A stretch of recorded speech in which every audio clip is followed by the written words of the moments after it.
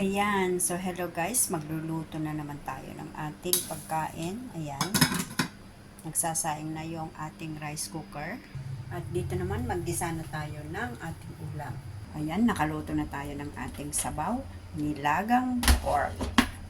Ayan guys, so ngayon magluto na tayo ng ating extra ulam. At kung tulad ko kayo na ayaw magsayang, gawin nyo lang ito guys. Meron tayong leftover roast chicken. At iluto lang natin guys ng simple para mayroon tayong kainin. Sibuyas. Siyempre, sibuyas. Ito guys ang ating leftover roast chicken.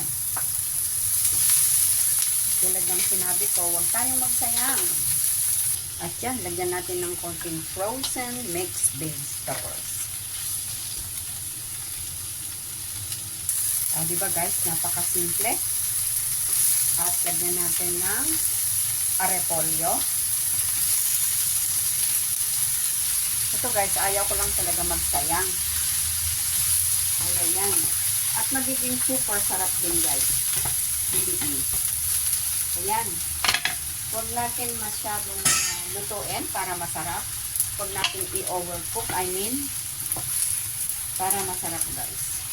Kasi pag lusay, parang nawawalan ka na ng gana. I-ano lang natin ito, quick fry, para masarap siya. Ayan guys, talagang malasang malasa ito dahil roast chicken yung nilagay natin. Leftover lang naman natin yun, o diba?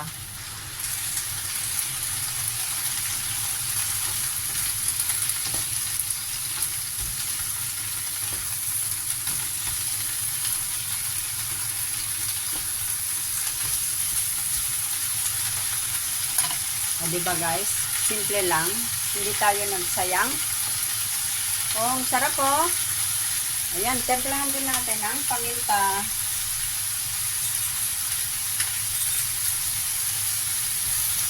Hindi ba? Ang sarap. Ayan. Super yummy na guys.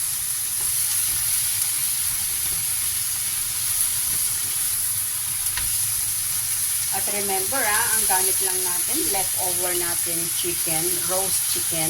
At ito, ilagay din natin ang ating green beans at broccoli. O, diba? Ang dami na. Ang laki na, oh. Ayan. Talaga naman. Super yummy. O, diba, guys? And then, kung kulang pa yung templa, pwede naman ninyong lagyan, padagdagan ng kung gusto nyong panempla is patis or asin, pwede rin, nasa sa inyo na yon. Ayan, try na natin kung masarap ba. Wow, sarap talaga oh. Oh, diba guys? Super sarap. Kung heavy yung panlasa ninyo, pwedeng dagdagan ka ng konting asin, paminta. Depende sa taste niyo. Pero para sa akin, parang okay na siya. Or guys, ang sarap oh. Talaga naman, ang sarap. Parang gusto kong lagyan ng konting bacon. Bacon spread. Wow. Sarap guys. Naglalaway na ako guys. Ang sarap. Super. Try nyo guys, believe me. Ay, grabe, ang sarap. Okay, so pwede na tayong proceed sa lamesa at kain na tayo guys. And then guys, sprinkle natin ng ating fried garlic. Oh wow, di ba? Yan. Pero hindi pa kumpleto guys. Lagyan pa natin ng ating cherry tomatoes. Yan. Ayan. O, diba guys? Yan. Pero depende din sa inyo. Kung ayaw nyong lagyan ng tomatoes, okay lang. Ayan. Pero ako lang kasi, type ko lang ng may kamatis. Ayan guys. So, pwede na tayong kumain guys. Maraming salamat sa inyong panonood ulit. This is Moment Cooking Vlog. Thank you so much.